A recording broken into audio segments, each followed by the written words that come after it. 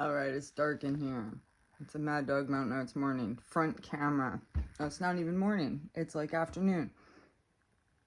It was super bright outside. Try not to. I can't even see. Anyways, so out this window, it's probably the brightest out this window, and then my other windows aren't bright. But I don't want to film Caleb standing out there or whatever. People got rights, you know. I can't just film them. So, it was all nice and shiny, and I wanted to, like, go up and stat some. Because that would have been fun, because it's, like, just up the road from here, right? Make some more videos. Ooh la la, videos. But I don't know, man. I guess we might crawl up there, but it might be dark. So sorry if my videos are dark, right? Mountain Valley. So on that note, what is this video actually about, right? I'm kind of like, shy. So I gotta be careful with my phone here, because I didn't put this on. And the stand, it's okay, you guys, but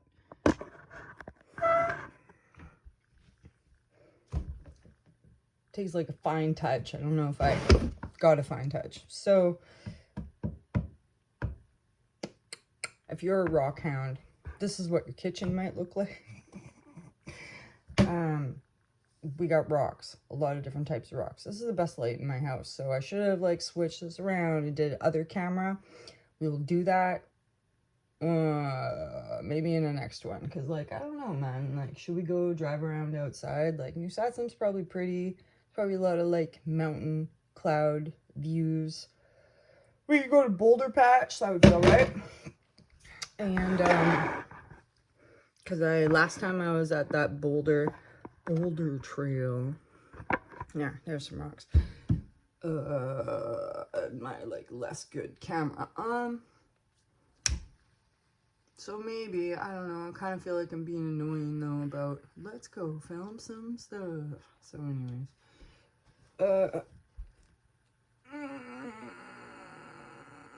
so maybe we'll just take down the Christmas tree and make some resin. We could also do that. But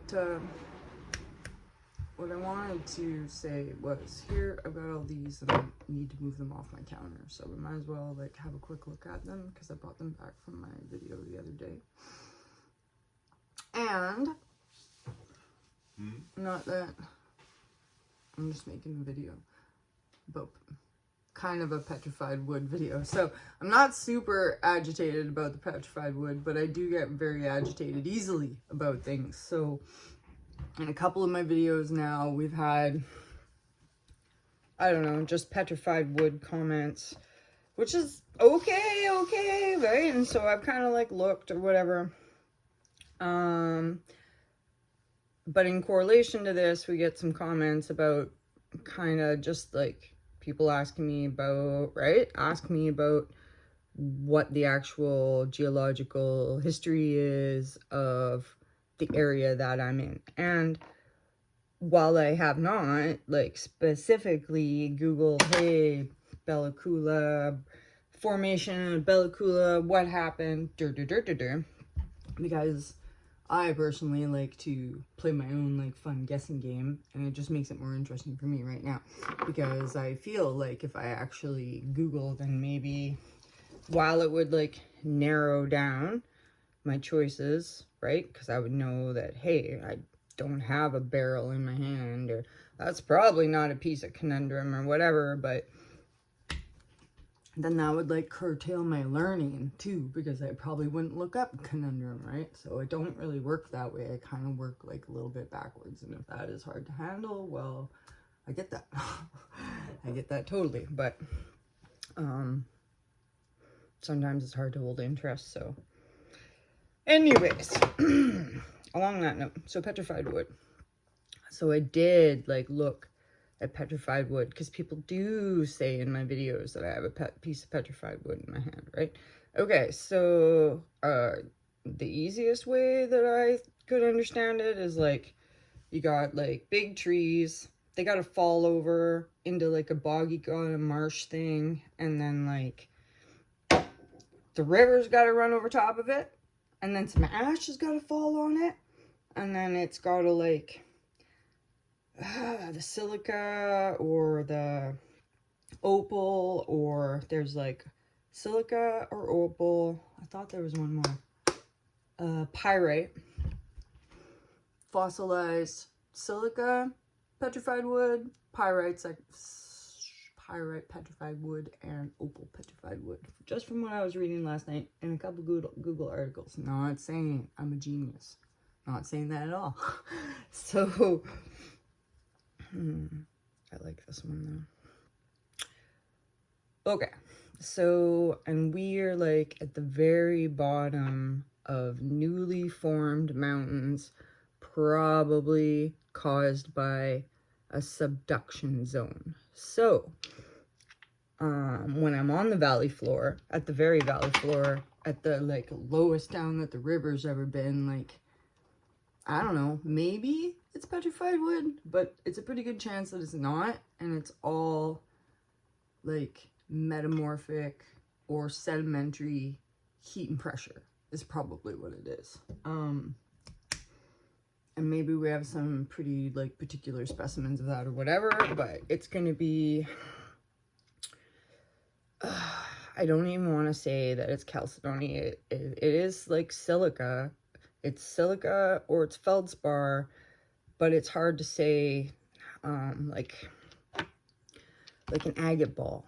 I don't know if I brought home an actual agate ball, and I'll like do some other ones where we show, but like this will have crystals all the way through it, but will it have like a central area of tiny little like druzy looking crystals? No, it's going to be like all shards, right? If I smack this open, it's going to be all shards. And so that was kind of my other thing, was smacking it open and then like panning it and looking at it and touching it, and you know, like, right, it's silica or it's feldspar, but what else has it got in there? Like how much percentage of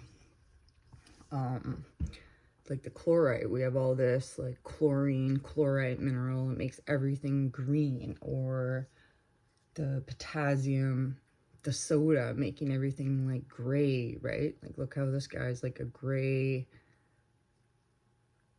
and a brown, right?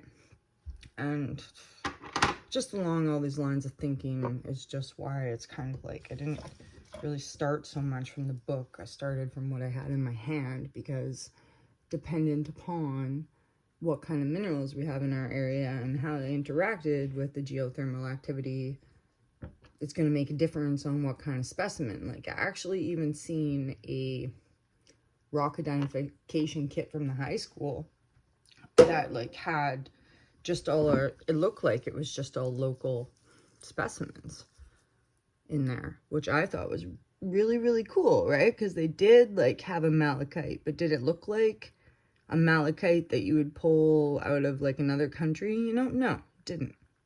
Or like epidote, and it was that green stuff that I pulled out of colonic. So, and like this, right? Is it an unakite? Well, I don't know. This could be cuprite. This could be hematite. It could be a pore. It could, but it's obviously got silica in it. Basalt. It's vuggy. You know what I'm saying? So, petrified wood. Do I think that I've ever found any petrified wood? No. I don't even think I have an honest to God like agate ball. Like sometimes I like tag things agate, but that's because I'll like tag thing agate if I think, like I like those little, I bring those like round disc things home that have all the red oxidization on the top, and when you smash them open, they're tiny little like shards, like this, like sugary shards are in there. So